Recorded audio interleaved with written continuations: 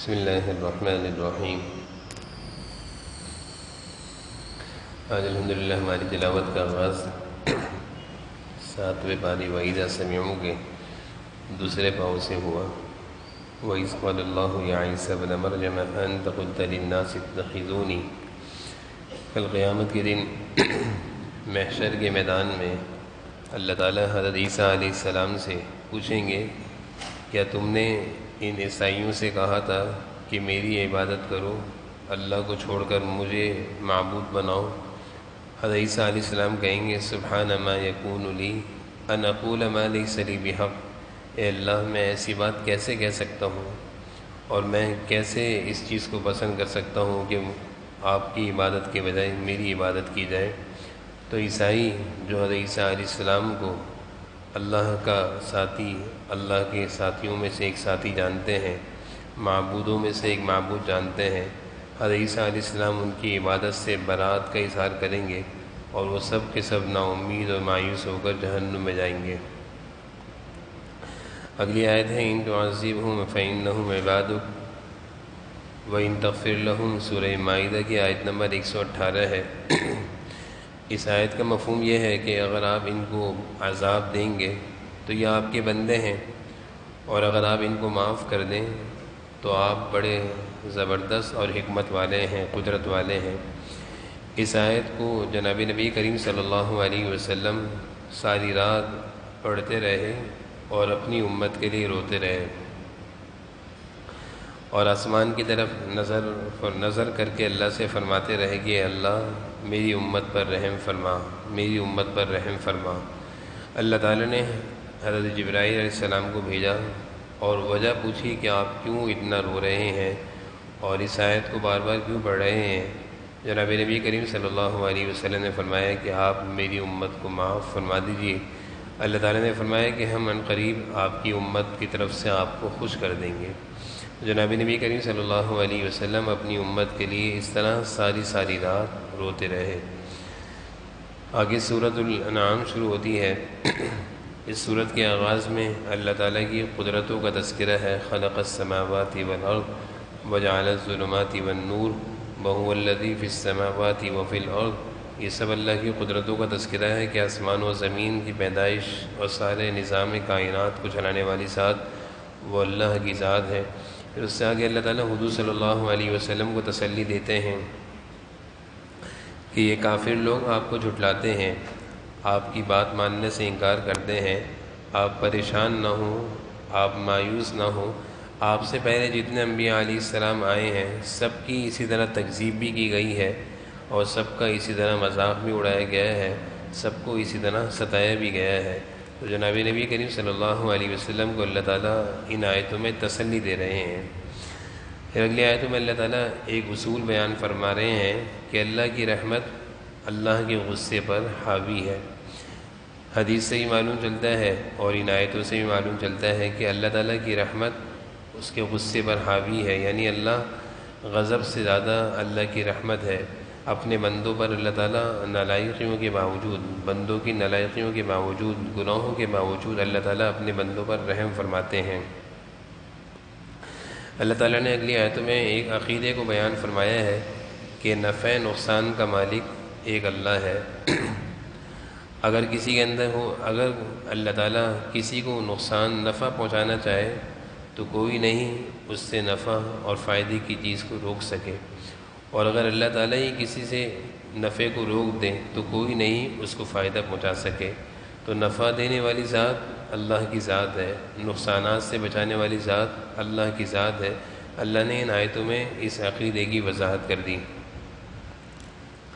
پھر آگے اللہ تعالیٰ فرما رہے ہیں کہ مشرکین میں سے، منافقین میں سے، کافروں میں سے کچھ لوگ ایسے ہیں جو قرآن سنتے ہیں لیکن اس کا مذاق اڑاتے ہیں۔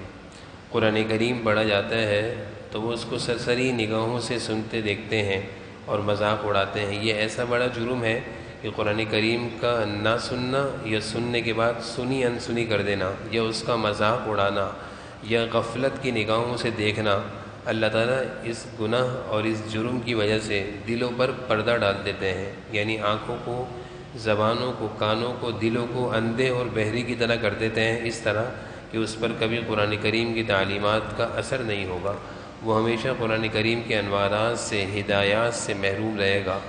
قرآن کریم کی دل میں عظمت ہونا یہ ہر مسلمان کے دل کا حق ہے، یعنی اس کے دل میں قرآن کریم کی عظمت ہو، محبت ہو، اور اس کی کوشش ہو کہ میں قرآن کریم کو سنوں، اور اگر نہیں سن سکتا، نہیں پڑھ سکتا، قرآن کریم کی خدمت نہیں کر سکتا، تو قرآن کریم کی مخالفت سے، قرآن کریم کی خدمت کرنے والوں کی مخالفت سے، قرآن کریم پڑھانے والوں کی مخالفت سے اپنے آپ کو بچائے۔ خود کوئی اچھا کام نہیں کر سکتا تو اچھا کام کرنے والوں کی مخالفت سے اپنے آپ کو بچائے۔ آج کا مسلمان آج کے دور میں اپنے آپ کو مسلمان بھی کہتا ہے، لیکن بسا اوقات دین سے دوری کے نتیجے میں وہ کچھ ایسی باتیں زبان سے کہہ دیتا ہے کہ جو یہودی اور عیسائیوں سے تو ممکن ہے، ایک مسلمان سے ایسی بات کا ہونا ممکن نہیں۔ وہ ایسی زبان قرآن کریم والوں میں اور قرآن کریم کے پڑھانے والوں کے بارے میں کھولتا ہے جو نامناسب بات ہوتی ہے۔ تو اللہ تعالیٰ ان آیتوں میں فرما رہے ہیں کہ قرآن کا مذاق اڑانا، قرآن کریم کا سننے میں غفلت برتنا، یہ ایسا جرم ہے کہ اللہ تعالیٰ اس جرم کی وجہ سے دلوں کو اندھا اور بہرا کر دیتے ہیں کہ آئندہ کے لیے وہ کبھی بھی قرآن کریم کو سننے کا اس پر کوئی اثر نہیں ہوگا۔ اگلی آیتوں میں اللہ تعالیٰ بیان فرما رہے ہیں کہ جب تم پر کوئی مصیبت یا پریشانی آتی ہے تو اللہ تعالیٰ وہ مصیبت اور پریشانی اس لیے بھیجتے ہیں کہ لعلہم یتضرعون، تاکہ تم اللہ تعالیٰ کے سامنے آہ وزاری، گریہ وزاری، عاجزی اور تواضع اختیار کرو۔ اللہ کا ضابطہ ہے کہ انسانوں پر مصیبتیں اور پریشانی آتی ہے، خوش نصیب انسان وہ ہوتا ہے جو مصیبت اور پریشانیوں میں اللہ کی طرف جھک کر آہ وزاری، گریہ وزاری، رونا دھونا شروع کر دیتا ہے۔ اللہ کو یہ ادا پسند آ جاتی ہے اور اس کی پریشانیاں دور بھی فرما دیتے ہیں۔ لیکن وہ بد نصیب انسان ہوتا ہے جو پریشانیوں میں، مصیبتوں میں اللہ سے قریب ہونے کے بجائے، دعائیں کرنے کے بجائے، آہ وزاری اللہ کے سامنے کرنے کے بجائے وہ اللہ سے دور ہوتا چلا جاتا ہے، اور اس کی زندگی میں نالائقیاں اور نافرمانیاں، اللہ سے دوریاں بڑھتی چلی جاتی ہیں۔ تو ایسے شخص کے لیے یہ بد نصیبی کی بات ہے۔ آگے اللہ تعالیٰ فرما رہے ہیں کہ ہم دنیا میں جو تم لوگوں کو نعمتیں دیتے ہیں، اور بسا اوقات یہ دنیا کی فراوانی اور مال و دولت کی کثرت یہ انسان کے لیے آزمائش بن جاتی ہے۔ انسان یہ سمجھتا ہے کہ میں بڑا خوش ہوں، مجھ پر اللہ کی بڑی نعمتیں ہیں اور مال و دولت کی بڑی کثرت ہے۔ اللہ تعالیٰ فرماتے ہیں کہ انسان اس خوش فہمی میں رہتا ہے اور اچانک سے اس پر ہماری ایک دم سے پکڑ آ جاتی ہے۔ اس کو حدیث میں استدراج کہتے ہیں۔ جناب نبی کریم صلی اللہ علیہ وسلم نے ایک حدیث میں ارشاد فرمایا کہ جب تم کسی کو دیکھو کہ نعمتوں میں ہے، اللہ تعالیٰ کی اس پر بہت ساری نعمتیں ہیں، اور اس کے باوجود وہ اللہ کی نافرمانی اور گنہگاری میں مست ہے، تو سمجھ لو اللہ کی طرف سے ڈھیل دی جا رہی ہے۔ جب اس پر پکڑ آئے گی تو اس کو سنبھلنے کا موقع بھی نہیں ملے گا۔ اور ایک حدیث میں ہے اللہ تعالیٰ جب کسی قوم کو رکھنا چاہتے ہیں، نوازنا چاہتے ہیں، جب اللہ تعالیٰ کسی کے ساتھ مہربانی اور نرمی کا معاملہ چاہتے ہیں تو ان کے اندر اعتدال ہوتا ہے، میانہ روی ہوتی ہے، پرہیزگاری ہوتی ہے، تقوی ہوتا ہے، اللہ کے عذاب سے وہ محفوظ رہتے ہیں۔ اور جب کسی قوم کی ہلاکت یا کسی انسان کی ہلاکت کا وقت آ جاتا ہے، اس کی زندگی میں خیانتیں، دھوکہ، اور اس کی زندگی میں بدعمالیاں اور اللہ کی نافرمانیاں ہوتی ہیں، اور ساتھ میں وہ بڑا خوش و خرم رہتا ہے، یعنی وہ غلط فہمی میں مبتلا ہوتا ہے کہ اتنے سارا مال، اتنی ساری دولت کے ساتھ میں کہاں برباد ہوں گا یا مجھ پر کیا مصیبت آئے گی، لیکن اللہ تعالیٰ اس کی ساری دولت اور اس کی مال کی فراوانی اور مال کی کثرت کے ساتھ ہی اس کو ہلاک کر دیتے ہیں۔ تو یہ خطرے کی چیز ہے، یہ مال کی کثرت اور اللہ کی نافرمانی جب دونوں چیزیں جمع ہو جاتی ہیں تو انسان کی ہلاکت کا وقت قریب آ جاتا ہے۔ اس کو کہتے ہیں حدیث میں استدراج۔ اس آیت میں اللہ تعالیٰ نے اسی چیز کو بیان فرمایا ہے۔ آگے اللہ تعالیٰ فرما رہے ہیں جناب نبی کریم صلی اللہ علیہ وسلم سے کہ یہ کافر لوگ آپ سے مطالبہ کرتے ہیں کہ صحابہ میں جو غرباء ہیں، یعنی کمزور ہیں مالی لحاظ سے، آپ ان کو اپنے قریب سے ہٹائیں گے تو ہم آپ کے پاس آ کر بیٹھیں گے، ہم آپ کی بات سنیں گے۔ اللہ تعالیٰ نے حضور صلی اللہ علیہ وسلم کو اس طرح کرنے سے منع فرما دیا اور فرمایا کہ مال و دولت کی ہمارے ہاں کوئی اہمیت نہیں، بلکہ اللہ کے نزدیک ایمان اور یقین کی اہمیت ہے۔ صحابہ کے دلوں میں ایمان ہے، وہ ایمان والے ہیں، ان کا مقام اللہ کے ہاں بہت اونچا ہے۔ اور اللہ کے ہاں عزت کا معیار بھی اصل ایمان اور تقوی ہے۔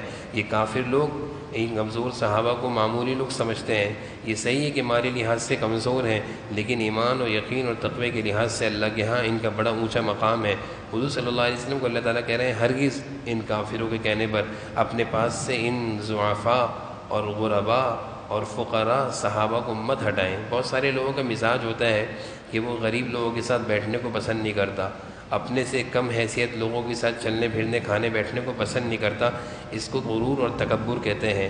کافر بھی یہی سوچا کرتے تھے، حضور صلی اللہ علیہ وسلم سے کہتے تھے کہ ہم مال و دولت کے لحاظ سے، عزت و مرتبہ کے لحاظ سے، دنیا کے لحاظ سے ہم اونچے درجے کے لوگ ہیں، اور یہ جو آپ کے صحابہ کی جماعت ہیں یہ کمزور ہیں، ہم ان کے ساتھ نہیں بیٹھیں گے۔ اللہ تعالیٰ نے کہا تمہارے آنے کی ضرورت نہیں، نہ تم یہاں آؤ نہ تمہاری ضرورت ہے۔ پھر آگے اللہ تعالیٰ فرما رہے ہیں کہ انسان پر عذاب مختلف شکلوں میں آتا ہے۔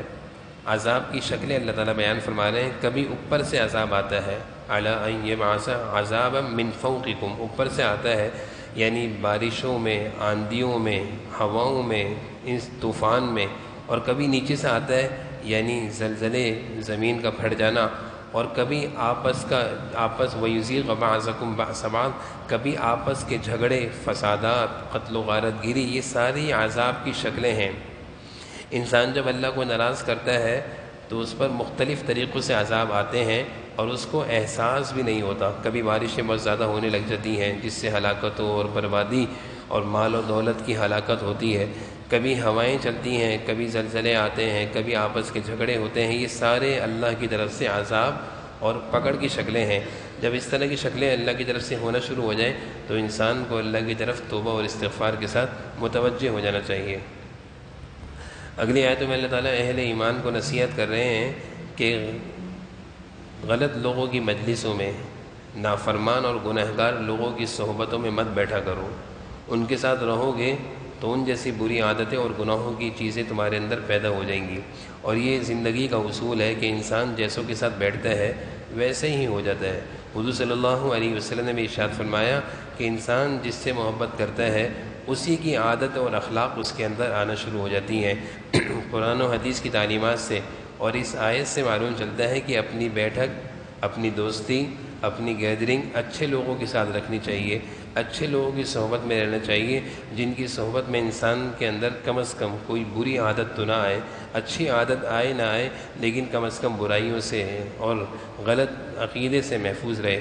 آج کل ایسے لوگ، ایسی صحبتیں اور ایسی مجلسیں اور ایسے بیانات اور انسان ایسی چیزیں سن لیتا ہے جس کی وجہ سے وہ دین سے بدظن ہو جاتا ہے، علماء سے متنفر ہو جاتا ہے اور دینداروں سے نفرت کرتا ہے۔ یہ ہمارے معاشرے میں ایک عام سا رواج بن گیا ہے کہ ہر جگہ بیٹھ کر لوگ ایسی باتیں کرتے ہیں کہ قدرتی طور پر اس کے دل میں دین کی، اہل دین کی، علماء دین کی نفرتیں آنا شروع ہو جاتی ہیں، وہ متنفر ہوتا ہے، اور یہ بڑے خطرے کی چیز ہے۔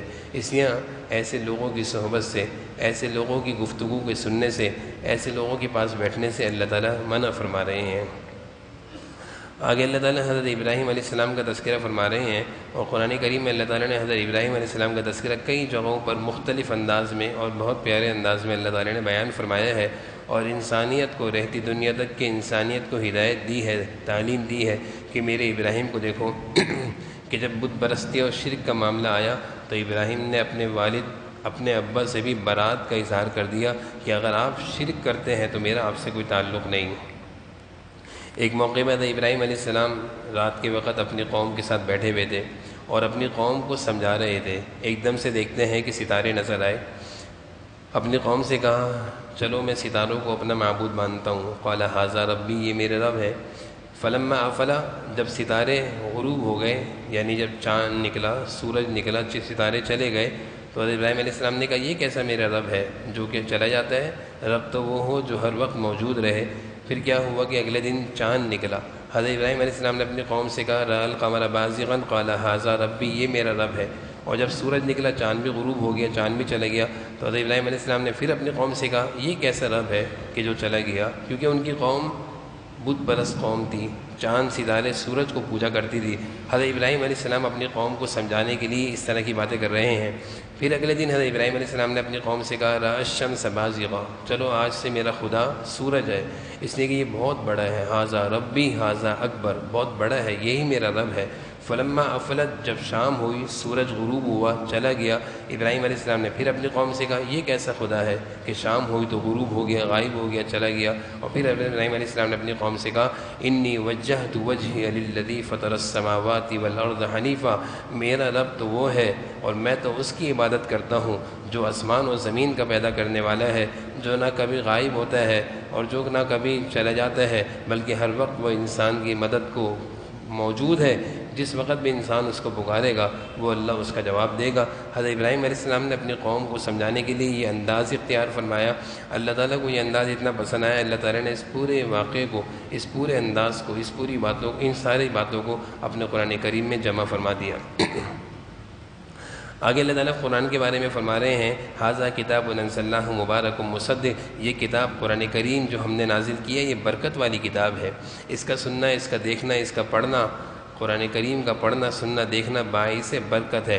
جو لوگ اس قرآن کے ساتھ جڑتے ہیں، اس کو پڑھتے ہیں، اس کو سنتے ہیں، اس کی تعلیم کی اشاعت میں اپنا جان و مال خرچ کرتے ہیں، وہ باعث برکت لوگ ہیں۔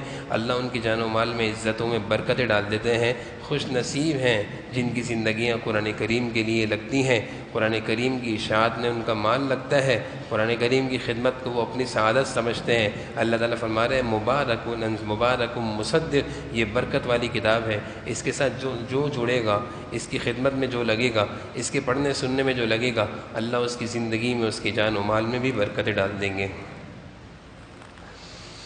آگے اللہ تعالیٰ ایک ضابطہ بیان فرما رہے ہیں کہ جو لوگ بتوں کی عبادت کرتے ہیں تم ان کے معبودوں کو گالیاں مت دو، کیونکہ جب تم ان کے معبودوں کو گالیاں دو گے تو یقیناً وہ اللہ کو گالی دیں گے، نعوذ باللہ۔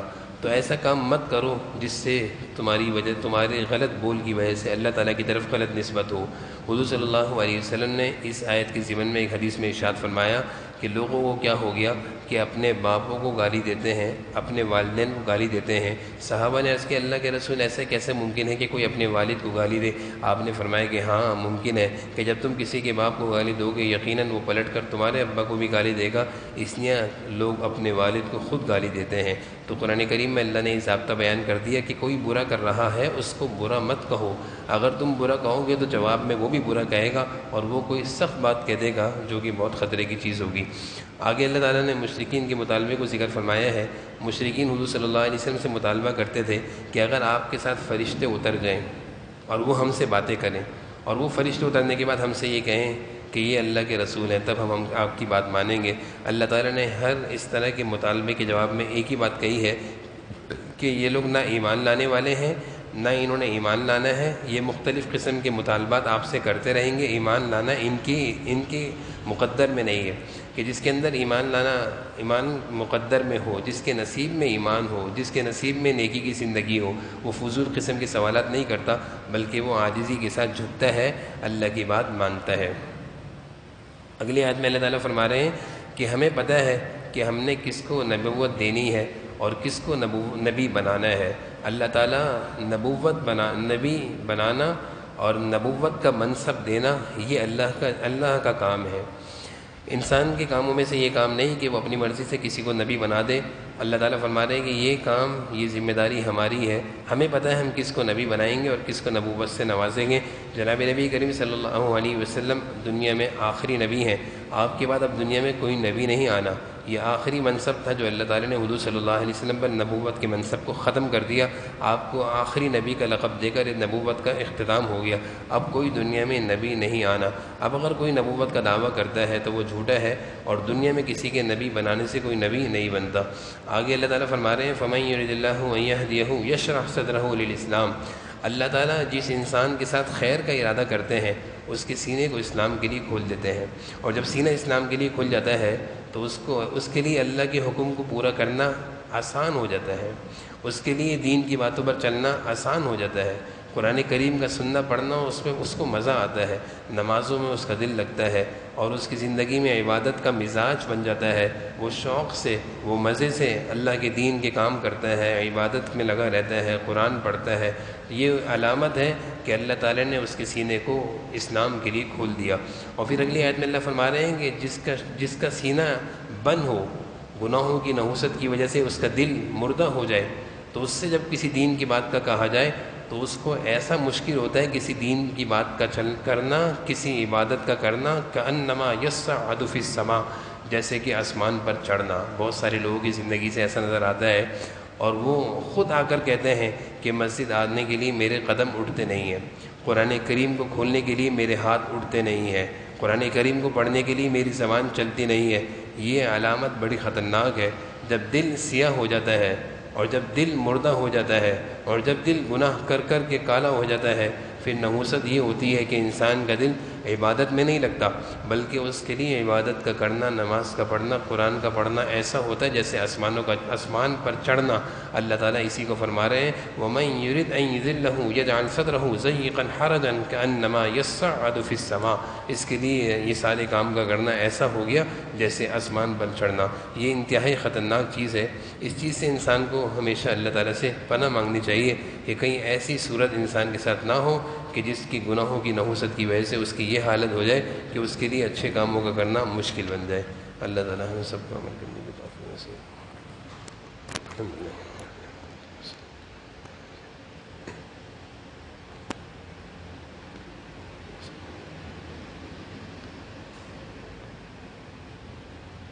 صلی اللہ تعالیٰ علی خیر خلقہ برحمتک۔